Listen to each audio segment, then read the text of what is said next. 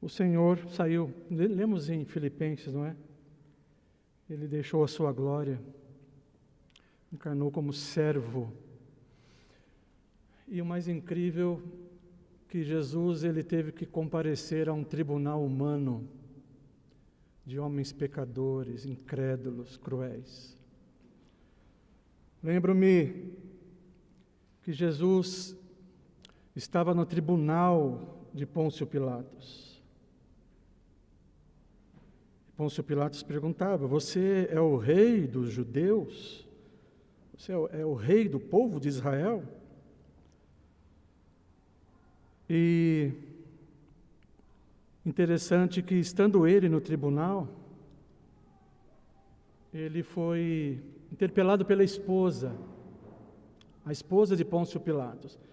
Você pode ler lá em Mateus 27, que diz assim, olha, e estando ele no tribunal, sua mulher mandou dizer-lhe, não te envolvas com esse justo, porque hoje em sonho muito sofri por seu respeito.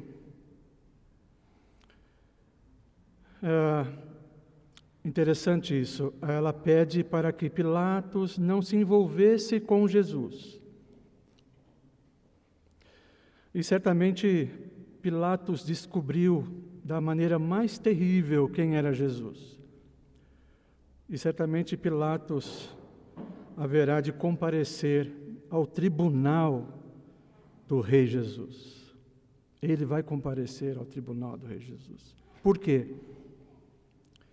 Porque o que a esposa pediu a ele, pediu algo impossível. Porque ninguém nesse mundo pode não estar envolvido com Jesus. Pôncio Pilatos lavou as mãos.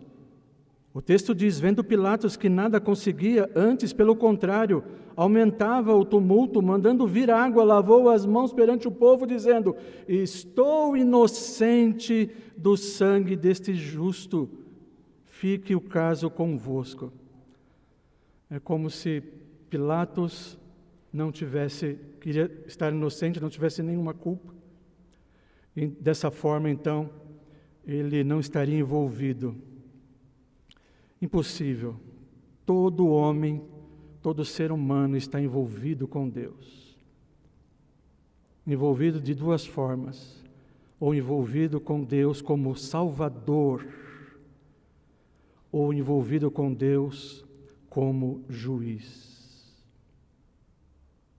Ou envolvido com Deus como Salvador, ou envolvido com Deus como aquele que será condenado eternamente.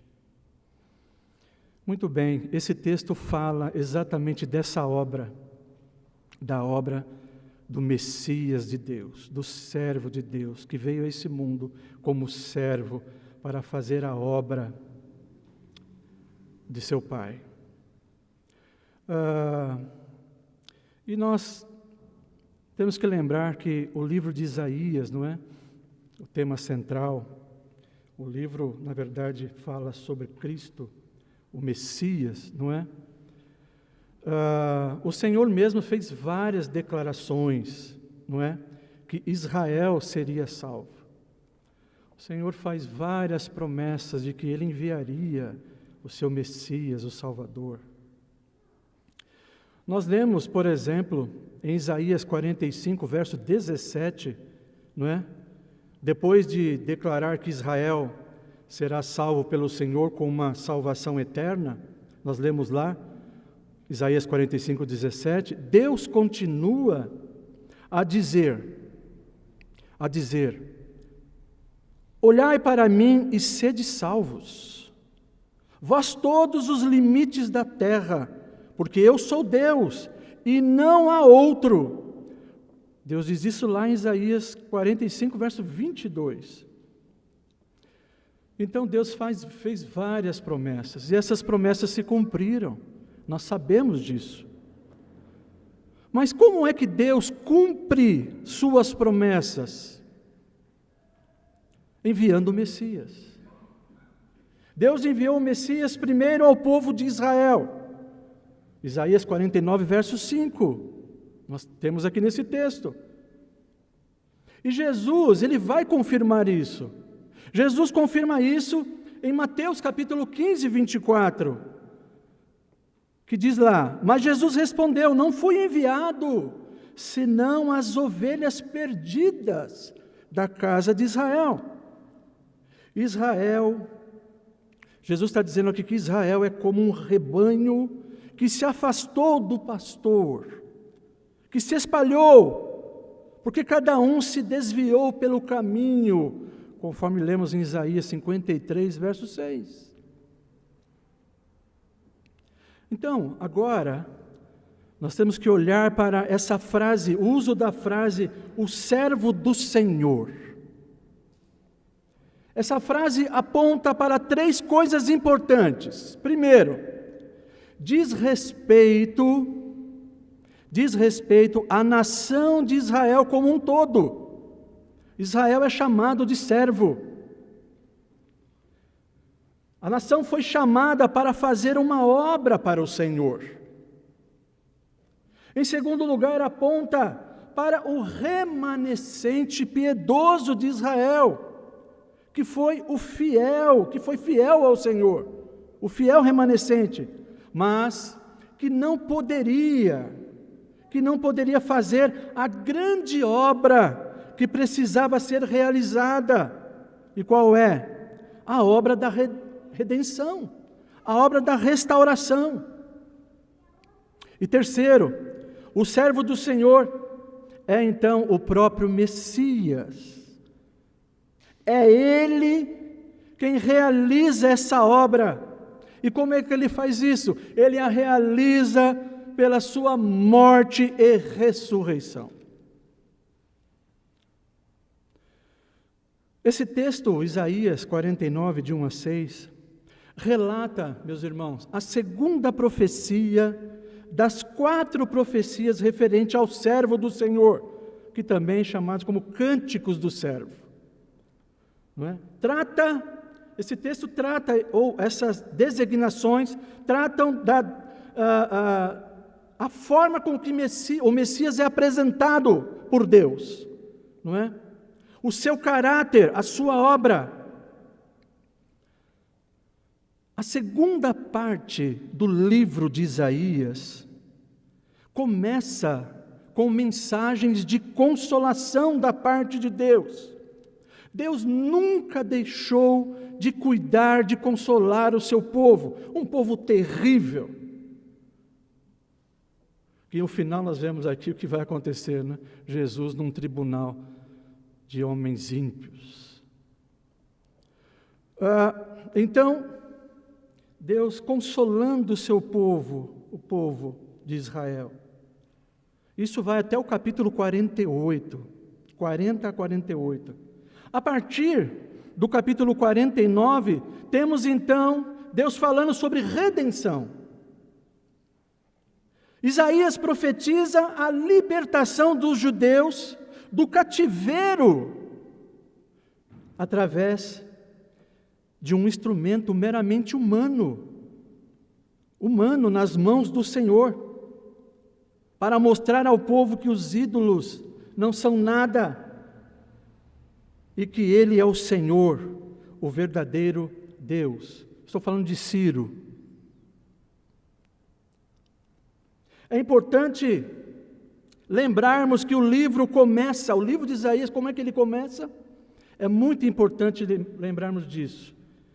O livro de Isaías começa com uma grande declaração, ou seja, a declaração de um pai que está com o coração partido, que convida os seus filhos a retornarem para ele. E diante da impossibilidade de defesa por parte de Israel, Deus declara. O que ele diz? Ainda que os vossos pecados sejam como a escarlata, eles se tornarão brancos como a neve. Ainda que sejam vermelhos como o carmesim, se tornarão como a lã. Isaías capítulo 1, verso 18.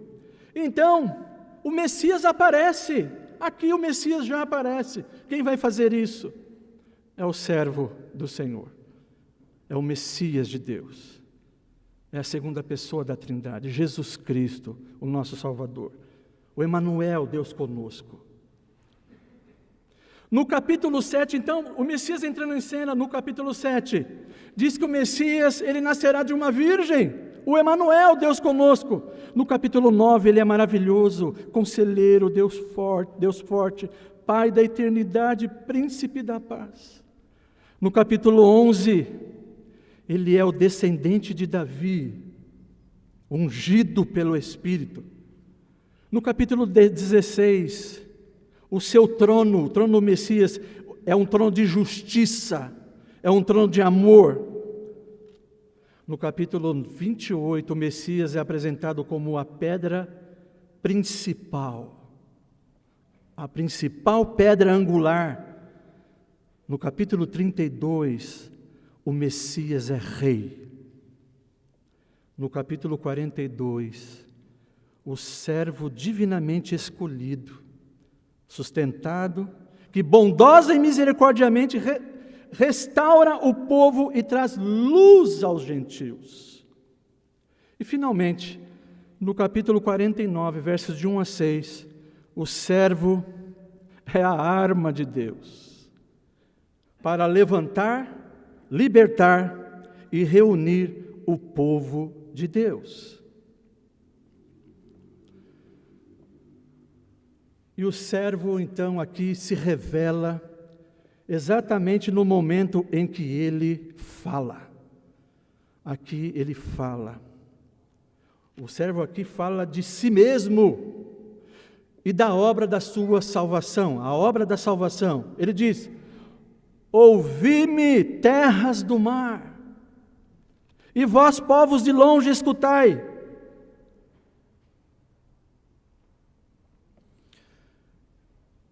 O Messias aqui está falando para todo o mundo. É para todo mundo, para os gentios que o Messias fala. Mas a pergunta é: mas o que ele tem a dizer que é tão importante assim? O que ele tem a dizer que é tão importante para Israel no exílio e para os gentios, para a gente de todo o mundo? Primeiro, o que é importante, o que ele diz? Primeiro, que ele foi nomeado, separado por Deus para a obra da redenção. Primeira coisa que ele tem a dizer.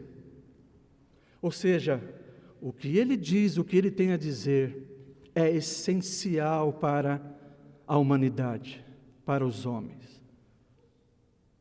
É caso de vida e de morte. É caso de salvação e caso de condenação.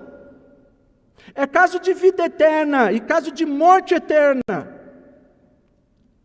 Então, a primeira coisa, o que ele tem a dizer? Que ele foi nomeado e separado por Deus para a obra da redenção. Verso 1, ele diz: desde o meu nascimento, desde o ventre da minha mãe, fez menção do meu nome. O fato aqui, o que Jesus está dizendo é que desde a eternidade, né, o fato é que desde o ventre da eternidade, antes de todos os mundos, ele foi chamado para esse serviço. O servo aqui não é uma pessoa comum. E quem está falando aqui não é Deus, e quem está falando aqui não é Isaías, quem está falando aqui é o Messias. O Senhor, ele está dizendo que o Senhor o conhecia pessoalmente antes do seu nascimento. Portanto, meus irmãos, a partir desta determinação divina, vem então a sua autoridade para convocar o mundo inteiro, para que o ouça e o obedeça. Conforme escreveu o autor de Hebreus: ninguém, pois, toma esta honra para si mesmo, senão quando chamado por Deus, como aconteceu com Arão. Assim também Cristo, a si mesmo, não se glorificou para se tornar sumo sacerdote, mas o glorificou aquele que lhe disse: tu és o meu filho, eu hoje te gerei. Hebreus capítulo 5, versos 4 e 5.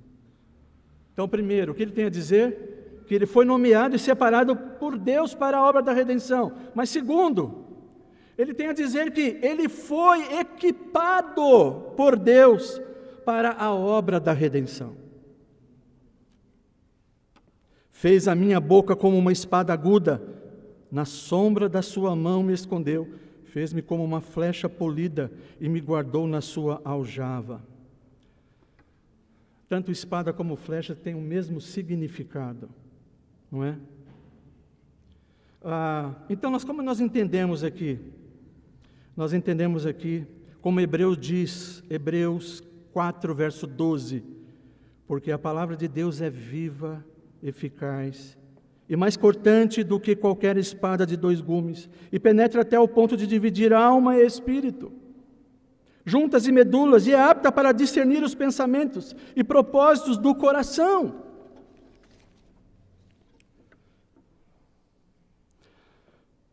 Que semelhança há entre a boca do servo e uma espada? Como boca do servo aqui entendemos que são as palavras, o ensino de Jesus, a doutrina de Jesus. Mas que semelhança há entre a boca do servo e uma espada? Por que que ele usa essa metáfora? Então, por boca, primeiro, devemos entender as palavras, doutrina de Cristo, não é? Que saem da sua boca. Aliás, como na visão de João, na ilha de Pátimos, lá, Apocalipse 19, verso 15, ele escreveu que sai da sua boca uma espada afiada, para com ela ferir as nações. Então, qual é a semelhança? A primeira semelhança é que a espada é uma arma mortal. Fez da minha boca como uma espada. A espada é uma arma mortal. A boca de Cristo, a boca do servo, tem o poder de matar. E como é que isso acontece? Ao golpear o coração de seu povo, o pecado é morto. Tem o poder de matar o pecado no coração do pecador. É uma arma mortal. O que é o pecado? O pecado é a cabeça do orgulho, da soberba, que pela espada é cortada, decepada. Essa espada golpeia e mata e faz sangrar o coração da incredulidade e da idolatria até a morte. Essa espada é uma arma mortal. Quando a espada da boca de Cristo ela é empregada, acontece então um duplo assassinato. Ou seja, uma matança do pecado em si. E quando isso acontece? Quando a alma do pecador eleito é tomada em vida. A palavra de Cristo. Tomada em vida. Segundo, também a morte dos incrédulos, por causa do pecado, da incredulidade.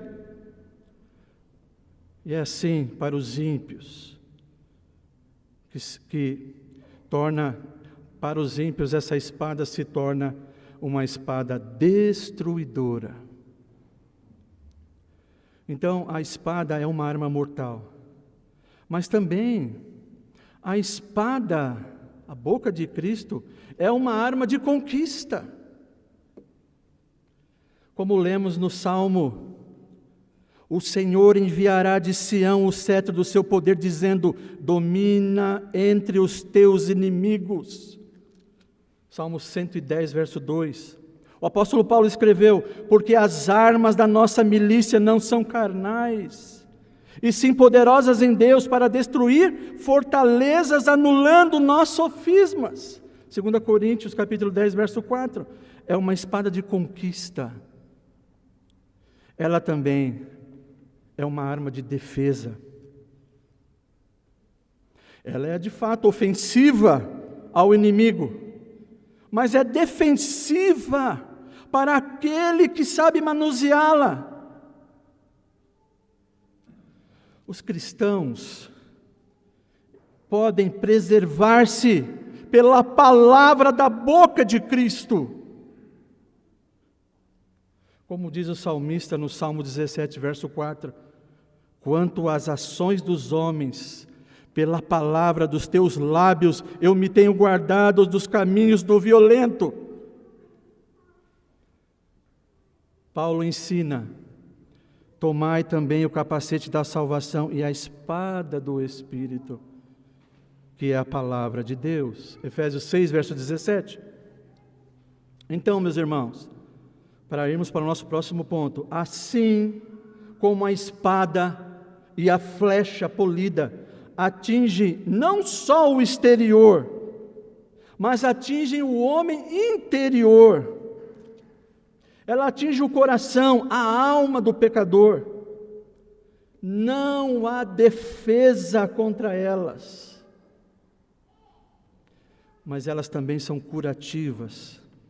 E nunca perdem o seu alvo, jamais. Então, ele foi chamado e foi também capacitado para fazer essa obra. Terceiro, que foi encarregado de trazer Israel de volta ao Senhor. Versos 4 e 5. No verso 3, Deus chama o servo de Israel. Tu és o meu servo, és Israel, por quem hei de ser glorificado. Verso 3. Aqui, meus irmãos, como nós entendemos isso? Esse servo, o que ele faz? Ele personifica o Israel ideal. E resumindo nele toda a serventia que Deus pretendia para Israel, a nação de Israel, luz para os gentios. Mas o Israel natural falhou. Então, aqui o servo, ele se torna um antítipo, um tipo de Jacó. Como é que nós sabemos disso? Nós podemos ler no próprio livro de Isaías, capítulo 2, verso 5. Não é? O que diz lá? Vinde, ó casa de Jacó, e andemos na luz do Senhor. Então aqui é um tipo, não é? Cristo, ele personifica. E é Ele quem vai cumprir tudo aquilo que Deus pretendia com a nação de Israel. Tudo o que Deus pretendia com Israel como servo do Senhor se cumpre totalmente em Cristo Jesus. E desta forma, não é? Desta forma ele diz, o Senhor diz, por quem hei de ser glorificado. Então, o servo aqui se torna o Israel de Deus, como um príncipe conquistador. Um príncipe conquistador de Deus. E aí então o Senhor revela no servo, revela o seu propósito, o propósito em usá-lo. Qual é? De trazer para si mesmo a sua glória. Enquanto o servo manifesta o divino esplendor de Deus, e consequentemente, meus irmãos, o servo também será glorificado por Deus.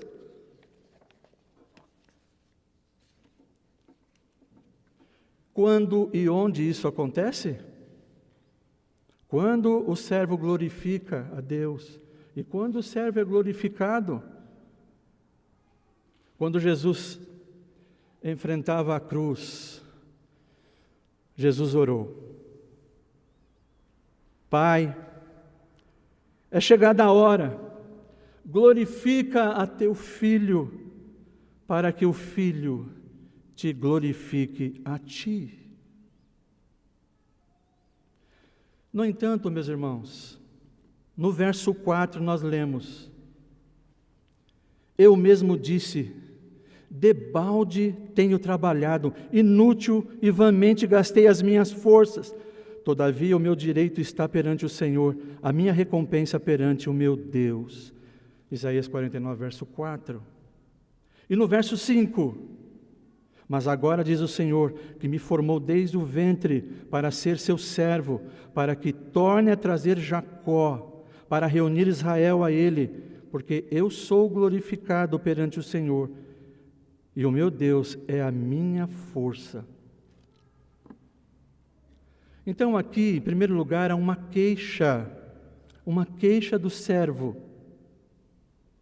E essa queixa, meus irmãos, primeiro, aponta para algo. Por que ele se queixa?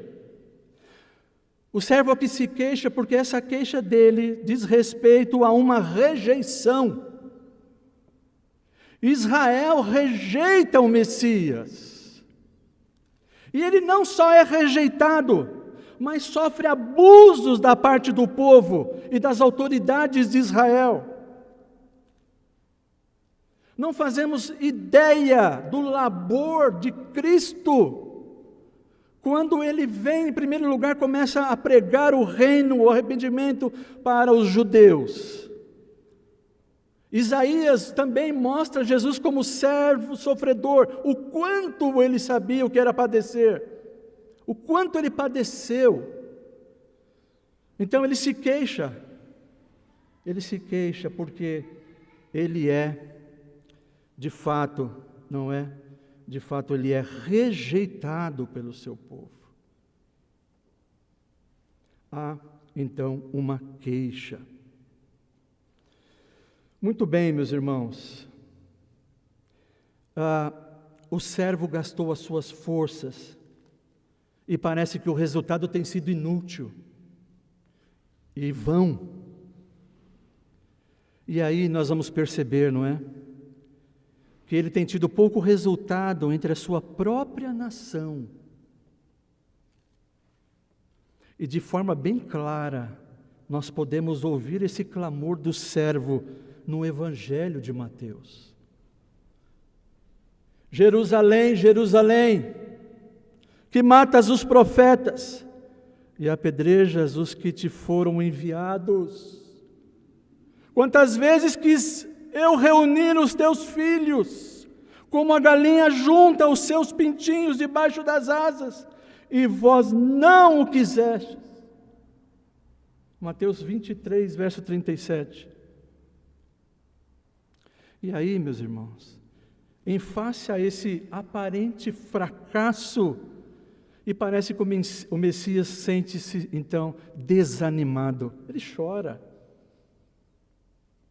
E isso mostra o quê? Que o Messias, em sua humanidade, sentia o que nós sentimos. Mas, ao mesmo tempo, ele expressa de forma muito firme sua confiança, quando ele declara: o meu direito está perante o Senhor. Porque Cristo sabe que tudo está em conformidade com os planos do Pai, com a vontade de Deus, que Ele de fato será honrado e recompensado pelo seu árduo trabalho. Até mesmo na maneira dele se manifestar, tudo isso são planos de Deus. A espada na sombra da mão, a flecha escondida na aljava, escondida dos olhos, porque ela será usada no momento certo. Então ele sabe, não é? Essa recompensa está em ele ajuntar um Israel espalhado pelo mundo, como um rebanho que se espalhou. E ele vai fazer isso através da sua cruz e a sua palavra. Nós recebemos também a palavra, a espada de Cristo também nos foi dada, para fazermos isso também. Então, meus irmãos, nós vamos ver que no próprio verso 5, o Messias aqui é claramente distinguido de Israel como nação étnica, porque Deus o formou desde o ventre. Então Isaías está falando de algo muito longe, que se cumpriu em Mateus, capítulo 1, de 20 a 23. Formou desde o ventre de Maria, de uma virgem. Então esse Messias, o servo aqui, é o servo sofredor, que reunirá o Israel de Deus, e ele será absolutamente eficaz. Absolutamente eficaz. Por fim, que ele levará a salvação de Deus para os povos de todo o mundo. Jesus se volta para os gentios.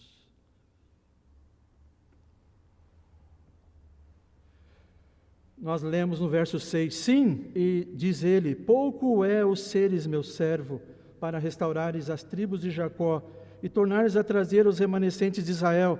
Também te dei como luz para os gentios, para seres a minha salvação até a extremidade da terra.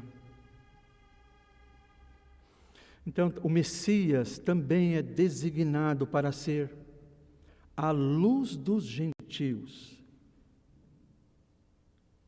E veja que é para eles, para ser, e não apenas para levar.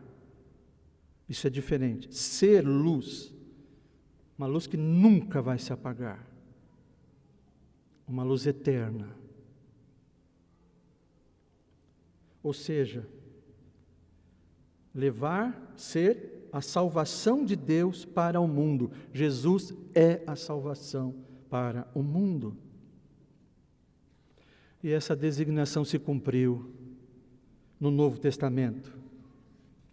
No Cântico de Simeão, no Evangelho de Lucas, nós lemos: porque os meus olhos já viram a tua salvação, a qual preparaste diante de todos os povos, luz para a revelação aos gentios e para a glória do teu povo de Israel. Lucas 2, verso 30 e 32. Nós lemos em Atos capítulo 13, a partir do verso 44, nós lemos: no sábado seguinte, afluiu quase toda a cidade para ouvir a palavra de Deus. Mas os judeus, vendo as multidões, tomaram-se de inveja e, blasfemando, contradiziam o que Paulo falava. Então Paulo e Barnabé, falando ousadamente, disseram: cumpria que a vós outros, em primeiro lugar, fosse pregada a palavra de Deus, mas posto que a rejeitais, e a vós mesmos vos julgais indignos da vida eterna, eis aí que nos voltemos para os gentios, porque o Senhor assim nos determinou. Eu te constituí para a luz dos gentios, a fim de que sejas para a salvação até aos confins da terra. E aí diz que os gentios, ouvindo isto, regozijavam-se e glorificavam a palavra do Senhor, e creram todos os que haviam sido destinados para a vida eterna. Obra do servo de Deus. Portanto, meus irmãos, como servo de Deus, Jesus foi separado pelo Senhor para a obra da redenção. Ele foi equipado para essa obra. Ele foi encarregado de trazer Israel de volta para Deus. Ele foi encarregado de levar a salvação para todos os povos de todo o mundo.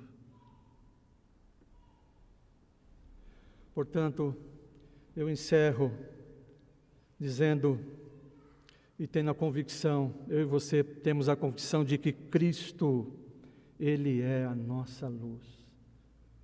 Nós estávamos em trevas. Estávamos perdidos, cegos, como mortos. E a luz de Cristo, ela acendeu em nossa alma. Eu e você, por causa desse amor, fomos transportados para essa luz. O povo que jazia em trevas, viu grande luz. Cristo é a nossa luz.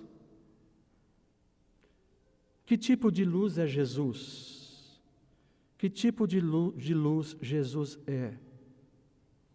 Jesus, como luz, Ele é o sol da justiça. Ele é o sol da justiça de Deus. Malaquias fala sobre isso, profetizou sobre isso. Malaquias 4, verso 1 e 2. Prestem bem atenção. Porque Jesus pode ser luz de duas maneiras aqui. Pois eis que vem o dia que arde como fornalha.